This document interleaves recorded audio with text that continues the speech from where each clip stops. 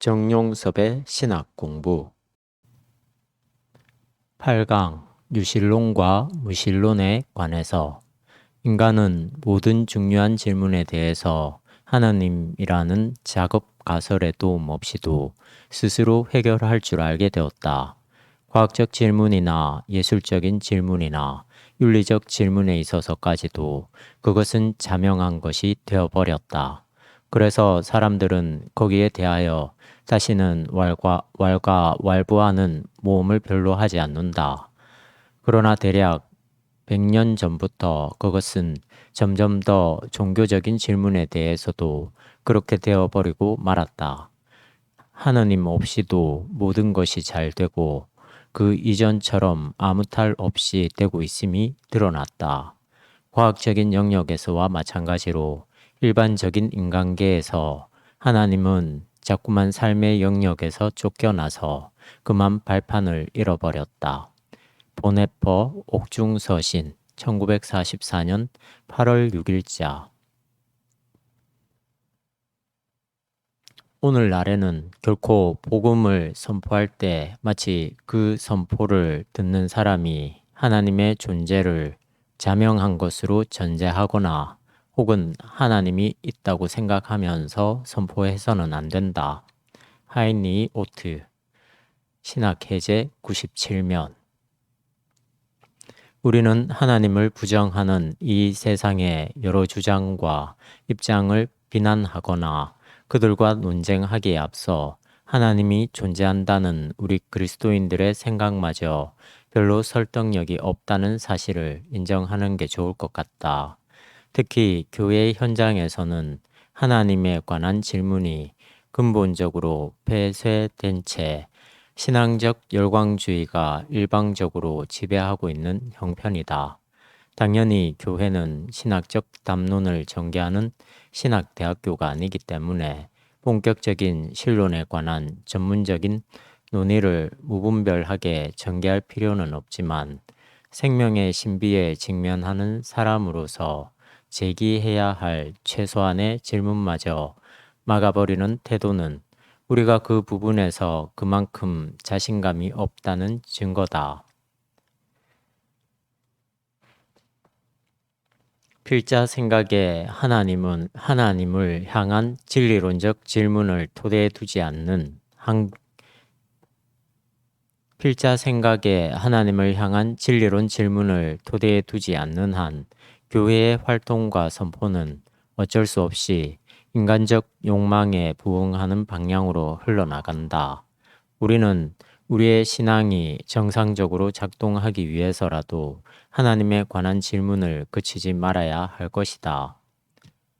신자들이 하나님에 관해 진정한 의미에서 관심을 갖도록 끌어가기 위해서 일단 우리 스스로 근본적인 차원에서 하나님에 관해 질문해보자.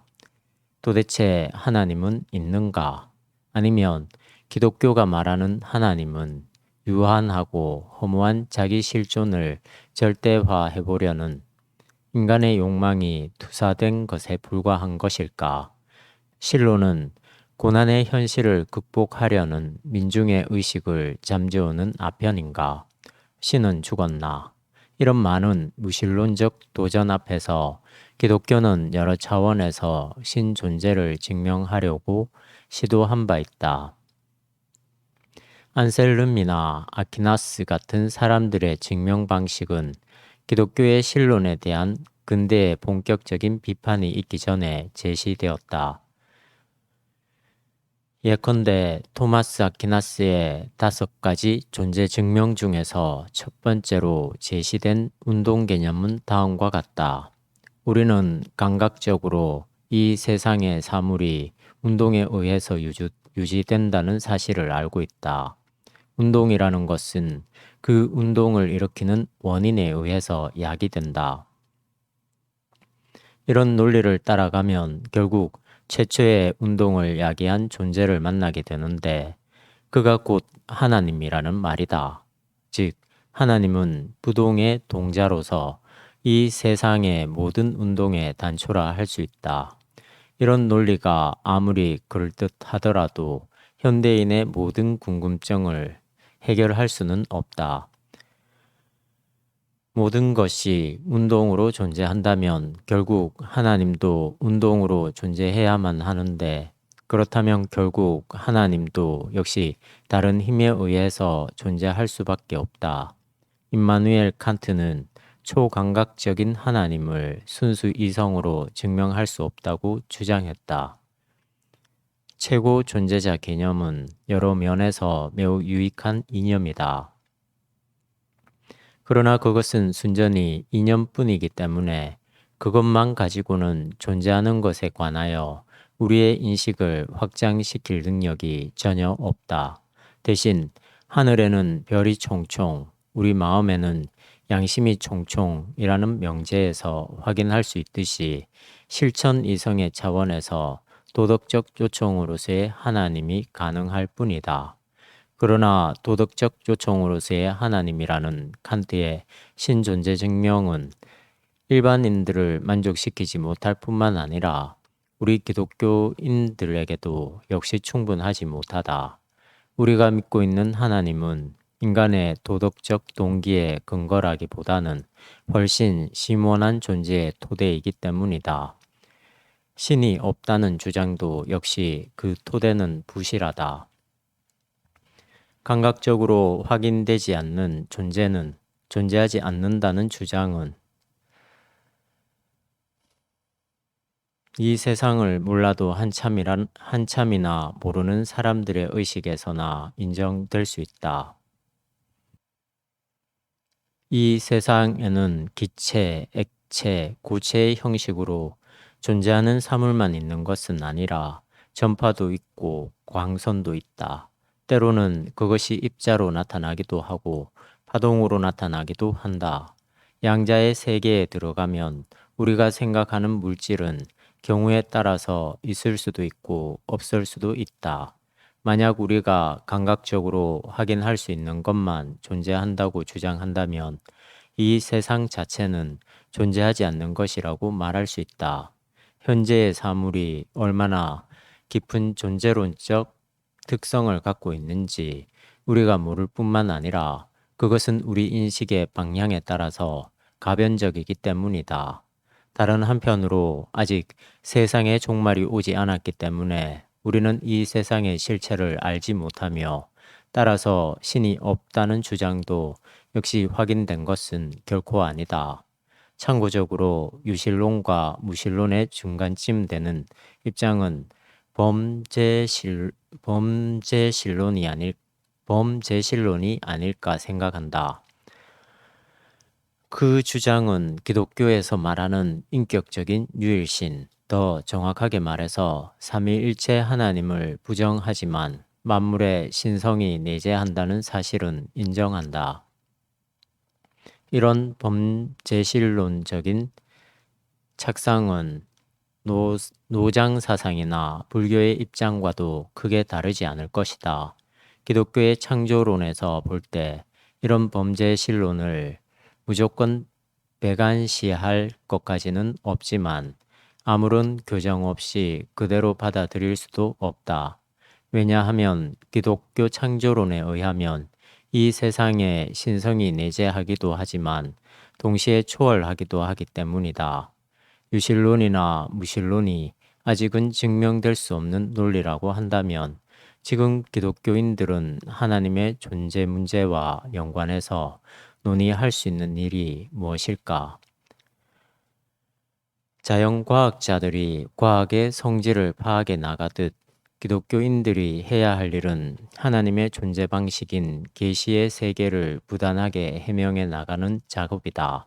이는 다만 하나님의 존재를 사람들에게 인식시키려는 우리의 호교론적 노력일 뿐만이 아니라 하나님의 존재론적 특성에 상응하는 우리의 신앙적 태도이기도 하다. 아무리 자연과학이 발달했고 앞으로 발달한다고 하더라도 자연과학의 세계가 우리에게 여전히 숨겨져 있듯이 하나님의 존재도 역시 우리에게 숨어 있다는 점에서 우리는 그를 인식하기 위한 노력을 게을리하지 말아야 한다는 말이다. 그렇다고 해서 우리의 인식론적 노력만으로 하나님의 존재를 규명해낼 수 있다는 말은 결코 아니다. 하나님은 은폐의 방식으로 자신을 계시하시기 때문에 그 은폐와 계시의 변증법적 긴장을 파악하고 있기만 하다면 우리는 조금씩 하나님의 존재 안에 들어가게 될 것이다. 많은 사람들이 무신론을 무조건 반기독교적인 사상이라고 매도하고 있지만 그런 태도는 그렇게 옳은 것만은 아니다. 무신론적 주장이 없었다면 하나님이 존재한다는 사실에 관한 깊은 성찰도 불필요했다는 점을 인정해야 한다. 이제 우리는 한 철학자를 중심으로 유신론과 무신론의 문제 속으로 좀 더 깊이 구체적으로 들어가려고 한다. 근대 유럽 사상에서 니체만큼 이 문제를 철저하게 다룬 학자도 드물 것이다. 아래 니체 항목은 판넨베르크의 신학과 철학을 요약한 것이다. 니체. 아버지와 할아버지가 목사였던 니체가 인류 역사상 가장 노골적으로 기독교를 비판한 탓인지 기독교 안에서 니체에 대한 평가는 매우 부정적일 뿐만 아니라 그의 주장이 상당한 정도로 왜곡되거나 그의 인격에 대한 악의적 소문도 적지 않았다. 심지어는 니체가 말년에 정신병에 걸려 죽은 것이 기독교를 비판한 결과라고 주장할 정도이다. 그의 개인적인 운명이 아무리 불행했다고 하더라도 또한 삶의 과정에서나 인격적인 부분에서 특이한 요소가 많았다고 하더라도 그것으로 한 인간 전체를 매도하는 일은 결코 바람직하지 않다. 우리는 니체의 발언을 사실 그가 집필한 주요 저작들은 시적인 운율로 되어 있기 때문에 따라잡기가 쉽지 않지만 일단 정확하게 이해해야 한다. 이 말은 형식적으로 기독교를 비판하고 있지만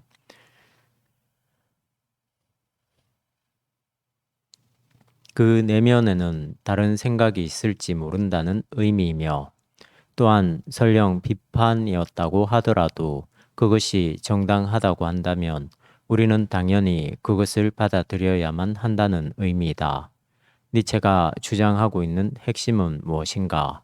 그는 기독교 사상으로 토대가 잡힌 유럽의 모든 정신과 문화를 해체하기 위해서 신과 이성을 부정했다. 이런 점에서 그의 사상은 일종의 무신론이며 동시에 허무주의인데 이 두 가지 특징은 공속적인 관계에 있다. 모든 존재와 체제의 최상의 자리를 잡고 있는 신을 부정할 수 있다면 그 신에 의해서 구성된 사회 질서도 역시 해체될 수밖에 없다. 신의 죽음은 결국 허무주의로 진행되는 단초인데 여기서 말하는 허무주의는 그렇게 부정적인 의미라기보다는 새로운 세계 질서를 세우기 위한 계기를 마련한다는 점에서 긍정을 위한 부정이라고 할 수 있다.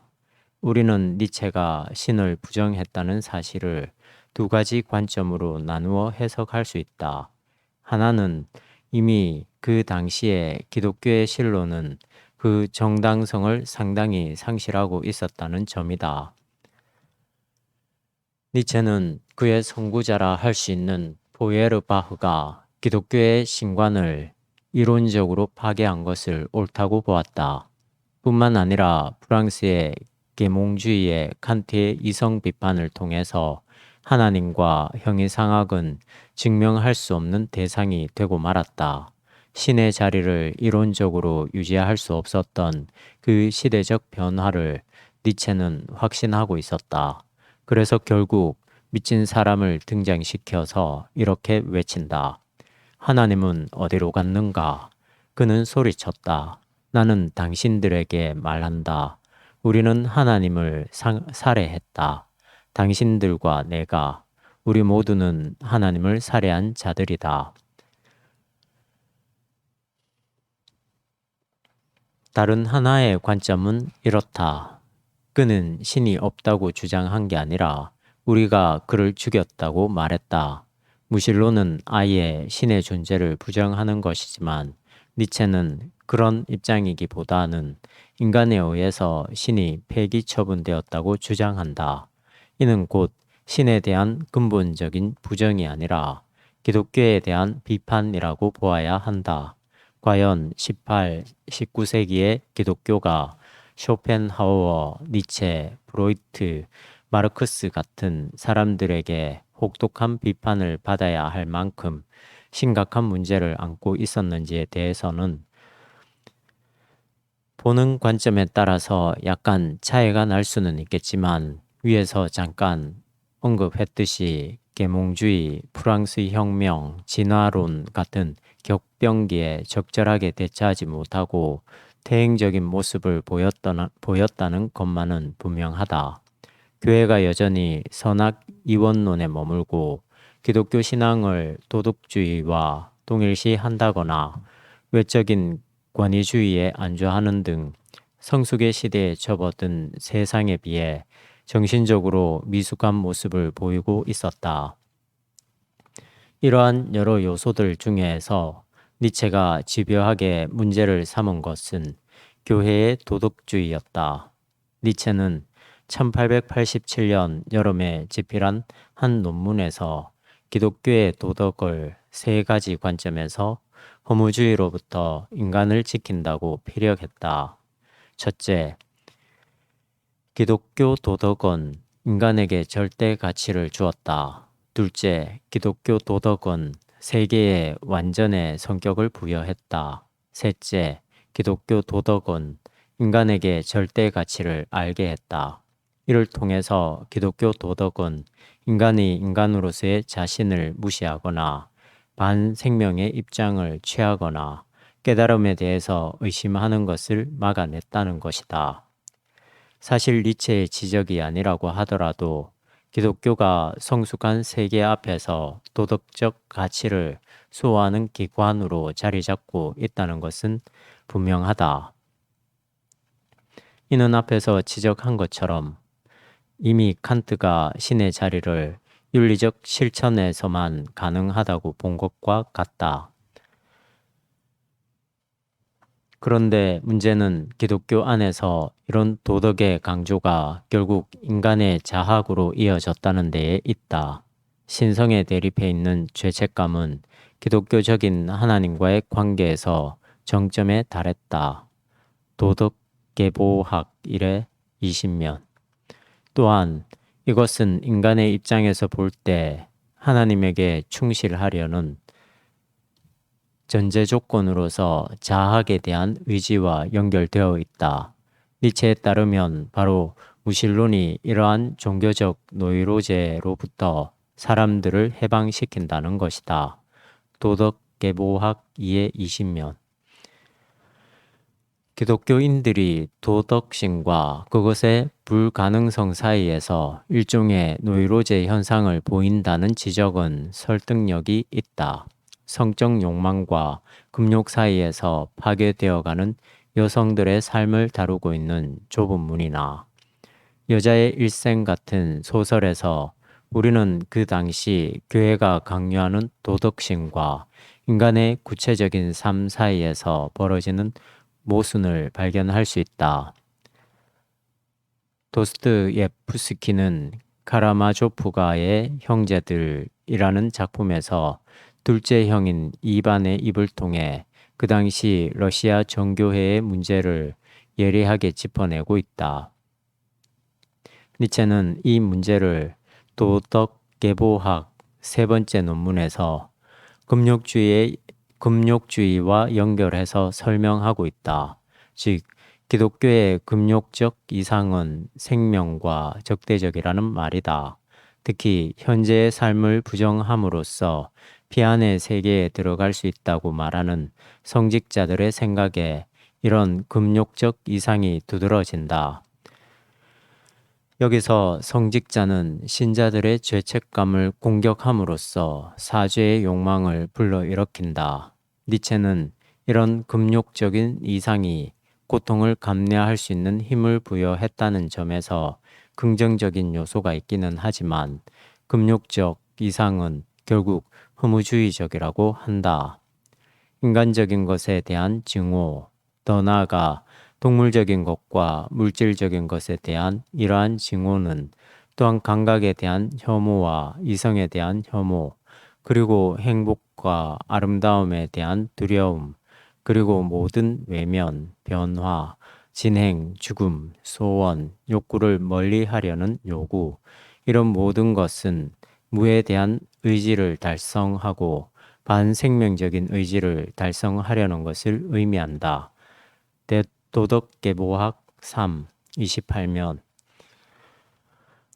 우선 니체의 논리는 크게 잘못이 없다. 어떤 점에서 인간의 생명 의지라 할 수 있는 열정과 욕망을 근본적으로 부정하는 기독교의 가르침이 신자들에게 자학과 금욕의 방식으로 접근되었다는 점에서 결국 허무주의적이다.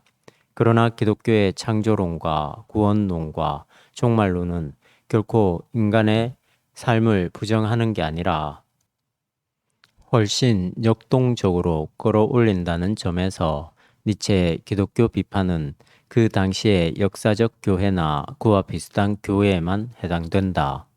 그가 분석한 신은 죽었다 또는 무에 대한 의지는 모든 근원을 허물어 버리는 게 아니라 오히려 그런 허물을 통해서 훨씬 긍정적인 세계를 추구한다. 하나님 대신 초인을, 불멸의 영혼 대신 영원 회귀를, 성과 참 대신 권력의 의지를 생명 긍정의 근거로 삼았다. 도대체 허무주의가 어떻게 생명을 긍정한다는 말인가? 이렇게 정리하면 이 문제가 해명될 것이다. 니체의 허무주의는 기성 질서의 몰락을 촉진시키고 권력 의지를 통해서 그것을 극복하는 적극적인 계기를 그 속에 지니고 있다고 말이다. 이런 점에서 그가 사용하는 허무는 양가적 의미를 갖는다. 하나는 부정적인 의미로서 기독교의 도덕주의적 체계의 해체이며 다른 하나는 긍정적인 의미로서 새로운 생명의 건설이다. 판넨베르크는 이렇게 정리하고 있다. 니체가 무신론으로 돌아섰다는 것은 그가 프로테스탄트의 참회적 경향을 혐오했다는 사실을 가리키는데 이 사실을 직시해야만 니체가 자신의 지적인 의심의 날카로움을 단 한 번도 근대 무신론을 증명하는 작업이나 또는 그 사회적 조건들을 향해서 시도하지 않았다는 불가사의한 현상이 이해될 것이다. 그가 그렇게 자랑해 마지 않았던 정직의 덕은 그에게 사실상 매우 일방적으로 또한 부분적으로 추구되었다. 이러한 사실은 바로 앞서 암시되었던 것처럼 설명될 필요가 있다. 그럼에도 불구하고 기독교는 니체가 기독교를 비방했던 그 거울이 비록 깨진 것이라 해도 감사해야만 한다. 기독교는 기독교의 종교적 경건성이 그릇된 방향으로 발전했다는 충고에 대해서 눈 감으면 안 된다. 신학과 철학 385면 하나님을 살해한 자들. 니체의 기독교 비판이 그렇게 근거가 없는 게 아니라는 사실은 분명하며 또한 니체에 의해서 기독교 신앙의 본질이 자극받았다는 것도 분명한 사실이다. 유실론과 무실론 문제에서 니체의 등장이 기독교에 끼친 영향이 심각하다는 점에서 위에서 아주 짧게 인용되었던 니체의 언급을 좀 더 길게 읽어보자. 너희는 저 미친 사람의 이야기를 들었는가? 그는 대낮에 등불을 켜들고 시장으로 달려가서 끊임없이 소리를 질렀다. 나는 하나님을 찾는다. 나는 하나님을 찾는다고. 그때 그곳에는 하나님을 믿지 않는 사람이 많이 모여 있었다. 그는 그들의 웃음거리가 되었다. 도대체 저 사람이 돌았나 하고 한 사람이 말을 하기 시작했다. 이어서 다른 사람이 저 사람은 애들처럼 길을 잃었나 하고 말했다. 사람들은 그는 어디 숨으려는 것이 아닌가? 아니, 우리를 무서워하는가? 고향을 등지고 배를 탔었나? 사고 묻힌한가? 이렇게 말하면서 제각기 소리를 치고 웃고 떠들었다. 그 미친 사람은 그들에게 둘러싸여 그들을 뚫어지게 보며 소리쳤다. 하나님은 어디로 갔는가? 내가 너희들에게 말하고 싶은 것은 그것이다. 나와 너희들, 우리가 모두 그를 죽인 거야. 우리는 모두 하나님을 도살한 자들이야. 그런데 우리는 어떻게 그런 짓을 했을까? 우리는 어떻게 바다를 마셔버리는 것 같은 그런 짓을 했을까? 누가 우리에게 모든 수평선을 지워버릴 수 있는 해면을 주었는가? 우리는 무엇으로 이 지구를 태양의 궤도에서 탈선시킬 수 있었을까? 지금 지구는 어디를 향해 달리는가? 우리는 지금 어디를 향해 달리는가? 태양의 궤도를 벗어나서 우리는 계속 추락 상태에 있지는 않은가? 앞으로, 뒤로, 옆으로 엎치락뒤치락 하지 않는가? 아직도 위와 아래가 있는가? 영원한 물을 통해 우리는 방황하는 것이 아닌가? 빈 공간이 우리를 호통치지 않는가? 점점 몰인정해만 가지 않는가? 계속되는 것은 밤뿐이고 어두움은 더 깊어만 가지 않는가? 대낮에 초롱불을 켜야 하게 되진 않았나? 하나님을 장례 지내는 요란한 소리밖에 아직 들려오는 것이 없지 않은가? 냄새는 하나님의 썩는 냄새밖에 아직 없지 않은가? 신들도 썩는다. 하나님은 죽었다. 하나님은 영원히 죽었다. 우리가 그를 죽인 것이다. 살인자 중에 살인자인 우리를 위로할 수 있을까? 세상이 지금까지 쌓아 올린 것 중 가장 거룩하고 가장 세력적인 것을 우리가 칼로 쓰러뜨린 것이다. 누가 이 피를 우리에게서 씻을 것인가? 우리를 깨끗이 씻을 물은 어떤 것인가? 이를 위해 어떤 성스러운 종교 의식을 창안해내야 할 것인가? 이 범행은 우리 힘을 넘지 않는가? 이 범행을 보상하려면 우리 스스로 신이 될 수밖에 없지 않은가? 이보다 더 큰 범행은 없었다. 이 범행 때문에 우리의 후예는 지금까지의 모든 역사보다 더 큰 역사 계열에 속하게 될 것이다. 이렇게 말하고 나서 그 미친 사람은 입을 다물었다. 그리고 구경꾼들을 둘러보았다. 그들도 말없이 기이한 듯이 그를 보고만 있었다. 마침내 그는 자기의 초롱을 땅에 던졌다. 초롱은 산산조각이 났고 불은 꺼져버렸다. 그러나 그는 말을 이었다. 나는 너무 일찍 왔다. 내 때가 아직 아니다. 이 무서운 사건은 아직 도상에 있다. 진행 중에 있다. 아직 사람들의 귀에까지는 오지 않은 것이다. 천둥과 번개도 시간이 필요하다. 별빛도 시간이 필요하다. 범행도 시간이 필요하다. 저지른 후 보이고 들리기까지는 시간이 필요하다. 이 범행은 그들의 귀와 눈에서 아직 까마득하게 멀다. 아주 멀리 있는 별보다 멀다. 그러나 그들도 똑같은 일을 범했다. 그 후에 소문이 떠돌았다. 그 미친 사람은 같은 날 여러 교회에 들어가서 죽은 하나님을 위해 진홍곡을 불렀다고. 그리고 그를 끌어내어 말을 시켰을 때 그는 다음과 같은 말을 되풀이해 물었다고. 교회가 하나님의 묘표와 묘혈이 아니라면 대체 무엇이란 말인가?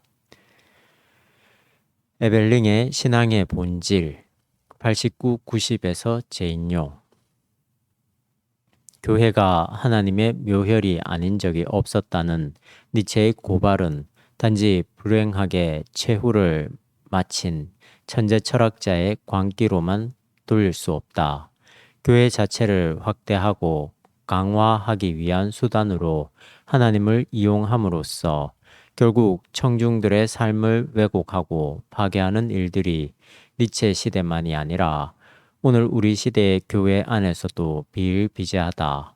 형식적으로 약간의 차이가 있을 뿐이지 우리가 이단이라고 단죄하는 집단과 우리 정통교회 사이에 근본적인 차이를 찾아보기 힘들다.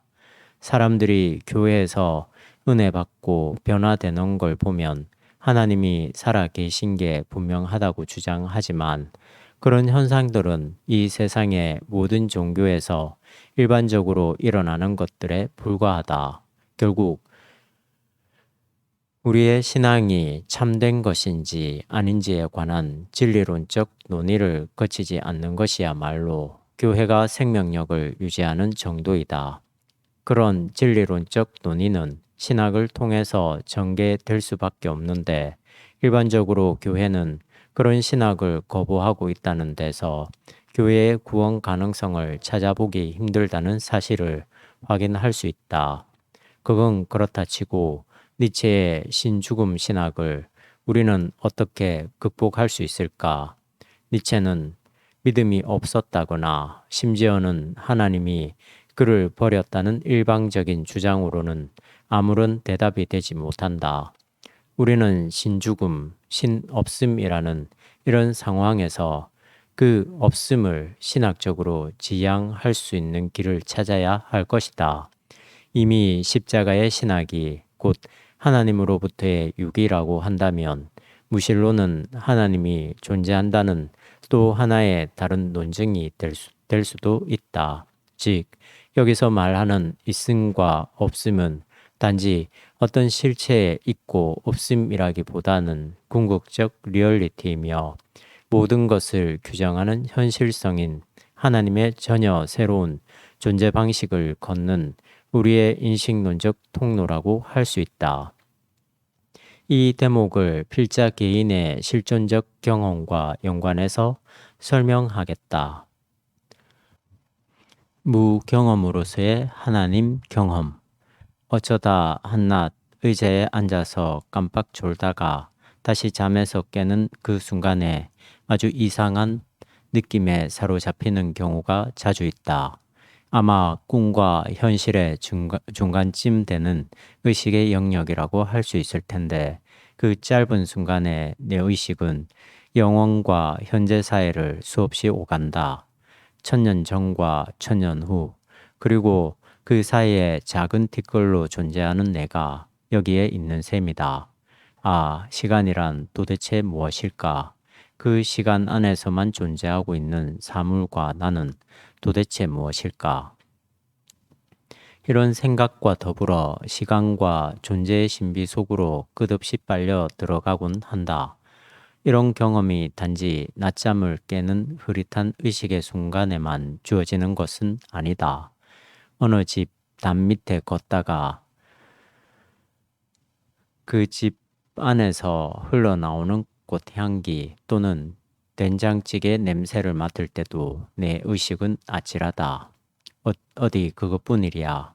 내 몸이 지구의 중력을 느낄 때 신학생들에게 강의하는 어떤 순간에 먹구름을 보거나 쏟아지는 빗줄기를 보고 그 소리를 듣다가 나는 현실을 망각하고 어떤 아득한 세계와 그 힘에 휩싸이곤 한다. 이런 아득한 경험을 언어로 규정할 수 없기 때문에, 즉, 내 인식의 범주를 뛰어넘기 때문에 나는 어둠이라고 부르고 싶다. 하나님 경험도 이와 비슷하지 않을까 생각한다. 하나님의 말씀인 성서를 읽거나 또는 그 하나님에 대한 해명인 신학 공부를 한다고 해서 하나님이 명백하게 인식되는 것은 결코 아니다. 그 이유는 성서의 증언이라는 것이 하나님에 대한 모든 것이 아니라 거의 무시해도 좋을 만큼의 작은 것이기 때문인데 신학도 여기서 예외가 아니다. 흡사 호랑이가 남긴 몇 가닥의 털만 보고 그 호랑이를 인식해야 하는 경우처럼 성서의 증언은 우리가 하나님을 인식하기에는 턱없이 빈약하다. 더구나 성서가 말하는 하나님은 하나님에 대한 직접적인 경험이라기보다는 간접적인 경험이기 때문에 그 자료만으로 우리가 하나님을 정확하게 인식할 수는 결코 없다. 여기서 간접적이라는 말은 인간이 하나님을 직접 경험할 수 없다는 뜻이다. 간혹 구약 성서에서 야훼 하나님이 자신들에게 말씀하셨다는 예언자들의 진술을 우리가 발견할 수 있는데 그것은 일종의 문학적 수사일 뿐이지 사실관계에 대한 직접적인 서술은 아니다. 사람이 하나님을 직접 경험할 수 없는 이유는 이 양자의 존재 양식이 근본적으로 다르다는 데에 있다. 우리는 철저하게 시간과 공간이라는 범주에서 인식하고 경험할 수 있는데 반해서 하나님은 그런 범주를 벗어난다는 말이다. 노자가 말하는 도가도 비상도라는 개념과 비슷하다고 볼 수 있다. 인간의 언어와 개념 안에 들어가 버린 도라고 한다면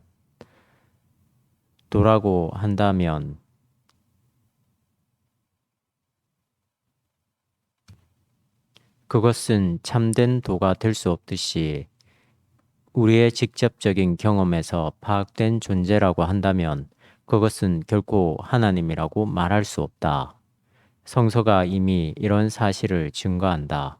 욥기서는 믿음이 좋았던 욥이나 욥과 논쟁을 벌였던 친구들의 모든 논리가 인간의 인식론적 한계를 담고 있기 때문에 부질없는 것이라는 사실을 확증한다.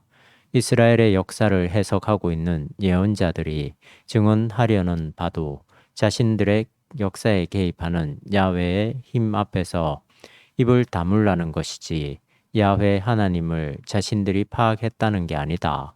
자신들의 인식론적 범주가 형편없다는 사실을 오랜 역사 경험에서 깨달은 구약성서 기자들은 결국 인간의 역사를 초월하는 새로운 역사가 도래해야만 구원이 완성된다는 묵시 사상을 생각할 수밖에 없었다.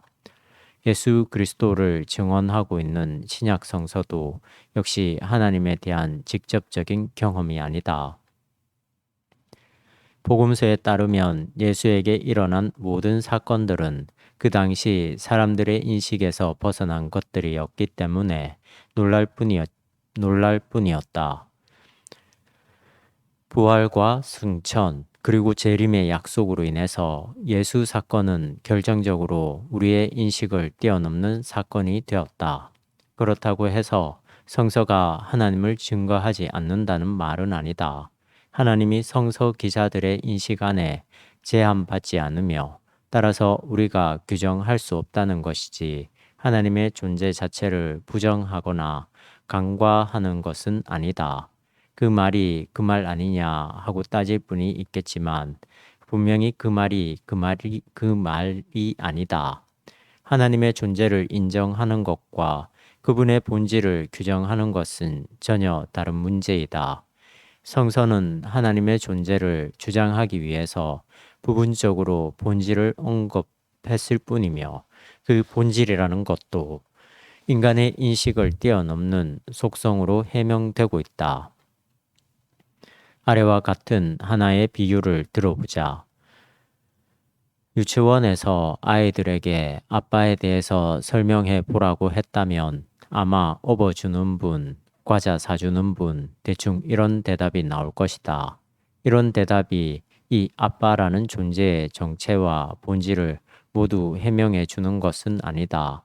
더구나 그 아빠가 철학자이거나 예술가이거나 시인이라고 한다면 그 대답은 그 유치원 아이의 작은 경험에 불과하지 실체적 진실과는 거리가 멀다. 그러나 이 아이의 대답에는 아빠라는 존재에 대한 확실한 경험이 담겨 있다는 점에서 그것은 진리, 정확하게 말하자면 부분적인 진리이다. 이 아이의 생각이 깊어진다면 아빠의 세계가 자기의 경험을 훨씬 뛰어넘는다는 사실을 깨닫게 될 것이다. 이런 깨달음이야말로 하나님 앞에서 우리 인간이 가져야 할 가장 근본적인 것이 아닐까 생각한다. 하나님은 우리의 인식론적 범주를 뛰어넘는 그 신비로 우리에게 다가오는 분이기 때문에 그분을 생각할 때마다 우리는 어둠에 휩싸인다. 이 어둠은 내 인식이 감당할 수 없는 엄청난 존재의 힘 앞에서 느끼는 일종의 무경험이다. 매튜 폭스는 원복에서 그리스도교 신비주의의 영성을 네 가지 구조로 설명하고 있다. 긍정의 길, 부정의 길, 창조의 길, 변모의 길이 그것이다. 두 번째 구조인 비아 네가티바는 바로 무를 받아들이는 영성에 대한 해명이다. 매튜 폭스의 진술과 그가 인용하고 있는 다른 영성주의자들의 진술을 여기에 다시 인용하겠다. 원복 158쪽 이하에서 만물은 무다, 매우 사소한 것이라거나 제법 어떤 것이라는 말이 아니라 그저 무라는 말이다. 만물이 무에서 끌어내어졌고 따라서 그 기원은 무다. 마이스터 에크하르트. 기꺼이 빨려버리고 지워지고 말소되고 무가 되겠는가? 기꺼이 무가 되겠는가? 망각 속에 잠겨 들겠는가? 아니라면 결코 참으로 달라지지 않을 것이다. 로렌스. 무를 사랑하라. 자기를 달아나라. 혼자 서라. 아무에게서도 도움을 찾지 말라. 내 존재를 잠잠하게 하라. 모든 것의 속박에서 자유롭게 하라. 묶인 이들은 자유롭게 하라. 자유로운 이들에게 권고하라. 앓는 이들을 돌보되 혼자 머물라. 슬픔의 잔을 마실 때는 사랑의 불을 켤지어다. 끈기의 성량으로 이것이 광야에 머무는 길이다. 막대 브록의 메이틸드. 어둠아, 내가 나온 어둠아, 세상에 울타리친 모든 불보다 너를 더 사랑하다. 불이 누구에게나 빛의 동그라미를 이루니 아무도 바깥에서 너를 알게 되는 이가 없다. 그러나 어둠은 모든 것 안에서 끌어당긴다. 꼴들과 불들, 동물들과 나 자신 안에서 얼마나 쉽게 모으는가. 힘들과 사람들을. 그리고 큰 힘이 내게 다가올 수 있다. 나는 밤을 믿는다. 라이너 마리아 릴케. 서양 그리스도교 영성이 거의 전적으로 타락, 속량의 외투로 둘러싸이기에 만족하고 그리하여 신자들에게 진정한 비아 네가티바를 가르치지 못했는가? 이 절박한 물음을 면밀히 검토할 때 확실히 나올 수 있는 답인즉 정치적으로 기성 세력이 다양하게 누리는 이익에 진정한 비아 네가티바가 기여하지 못했다는 데 있다. 오히려 기성 세력은 비아 네가티바의 심오한 개인적, 사회적 의미를 우리네 가장 깊은 자아의 사회적 가치를 재창조하는 것을 외면했다. 매튜 폭스. 무신론의 무를 필자 개인의 실존론적 경험 범주 안에서 하나님의 존재를 해명하는 하나의 개념으로 끌어내 보았지만 이것으로 우리가 무신론을 지향할 수 있다거나 하나님이 존재하신다는 사실을 최종적으로 증명했다거나 또는 이것이 곧 기독교의 정통적 하나님 개념이라고 말할 수도 없다. 우리가 그 어떤 철학적, 인문학적, 신학적 논리를 끌어들임으로써 이런 무신론적 도전에 나름의 대답을 제공할 수 있겠지만 결국은 성서의 하나님 해명으로 돌아가는 수밖에 없다. 물론 그 성서의 하나님 해명도 역시 자명하지 않기 때문에 또 다시 우리는 철학적, 인문학적, 신학적 해석학을 필요로 한다. 아직 이 세계의 끝에 도달하지 않은 우리는 성서와 2000년 역사, 그리고 현재 우리가 경험하는 삶의 자리를 변증법적 방식으로 다룸으로써 하나님을 이해하고 변증하는 길밖에 없을 것이다. 이 길에서 만날 수 있는 가장 적합한 하나님 개념은 곧 인격성, 페르소나이다. 하나님의 인격성. 우리가 하나님은 인격적인 분이야 라고 할 때 일반적으로 떠올리게 되는 하나님 상이 있다. 어린 아이의 머릿속에는 하나님이 인간과 비슷한 외형을 가진 분으로 그려질 것이다. 우리처럼 희로애락을 모두 겸비한 어떤 인간적 성품의 존재쯤으로 여긴다. 이를 가리켜 신인 동성 동형론이라고 하는데, 이렇게 생각하는 사람들은 예수님이 하나님을 아빠, 아버지로 불렀다는 사실을 지적한다.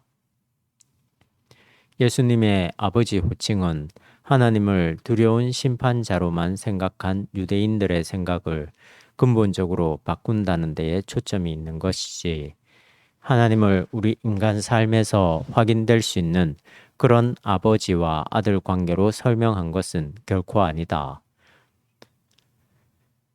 하나님의 인격성을 이렇게 인간의 외형적 모습과 닮은 꼴로 여기는 경향은 아마 초기 기독교가 헬라 철학의 실체론적 형이상학에 영향을 받았기 때문일 것이다.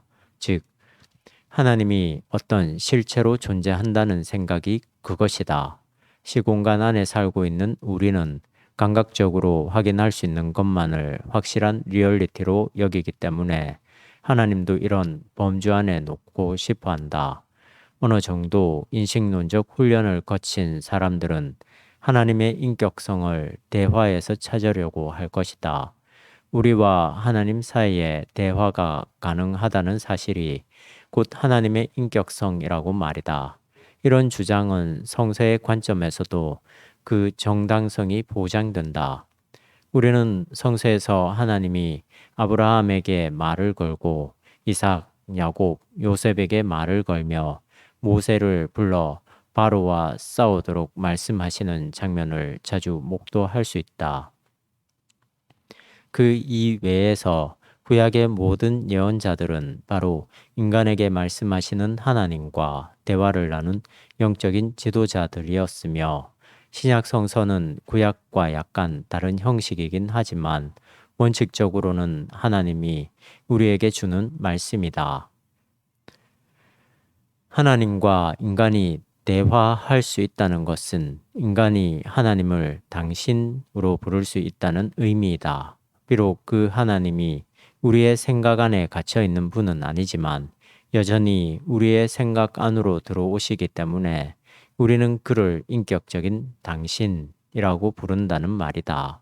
마틴 부버도 나와 너라는 책에서 하나님을 인격적인 분으로 서술했으며, 하이니 오트 역시 살아계신 하나님이라는 책에서 유실론 이후의 신학자들에게 하나님을 당신이라고 부를 수 있는 인격적인 존재로 해명했다. 아래의 인용은 오트의 언급이다. 그러니까 결론적으로 말해서 이 무한한 인격에 대하여 당신이라고 말하는 것은 비본래적이고 부적합한 형식으로 말하는 것이 아니다. 즉, 무엇인 것처럼 하는 말이 아니다. 그것은 오히려 적합하고 정확한 것이다. 하나님은 비록 더 높은 다른 뜻으로 인격이지만 우리에게 그래도 참으로 정말 당신이 되시고 우리의 당신을 통하여 상달될 수 있는 분이시다. 우리가 당신이라고 부르는 것은 허공을 향한 것도 아니고 공연히 하는 것도 아니다. 도리어 무한한 인격이신 하나님께서 들어주신다. 하나님께서는 우리의 개인적인 관심거리에 마음을 쓰고 계신다. 77주.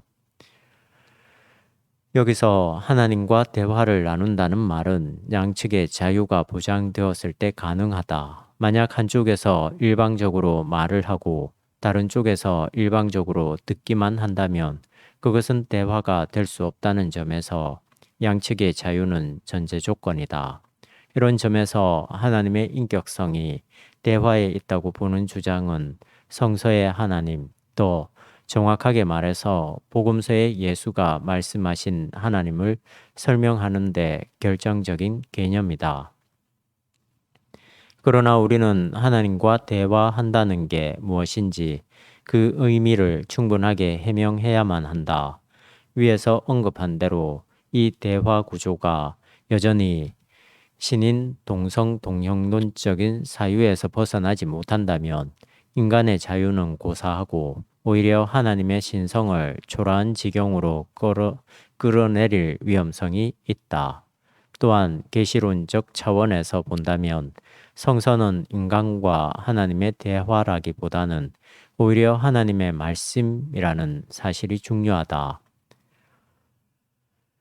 즉, 성서는 대화가 아니라 하나님의 말함과 인간의 들음이라고 보는 게 성서의 계시론적 의미에 부합한다. 그래서 칼 바르트는 성서 안에서 인간이 무엇이라고 말하거나 무엇이라고 생각했는가를 찾지 말고 하나님이 무엇을 말했는지를 찾아야 한다고 주장했다. 그럼에도 불구하고 우리가 하나님께 기도 드릴 수 있다는 사실은 분명하다는 점에서 일단 그는 인격적인 존재라고 말할 수 있다. 하나님의 인격성이 무엇을 의미하는지 우리의 생각을 좀 더 넓혀보자. 하나님이 인격적이라는 말은 두 가지 차원에서 설명되어야 한다. 하나는 그분의 고유한 존재 양식이며 다른 하나는 그분의 고유한 행동 양식이다. 우선 존재 양식에 대해서 이렇게 설명할 수 있다. 하나님은 인간의 인격이 아니라 하나님의 고유한 인격으로 존재하신다.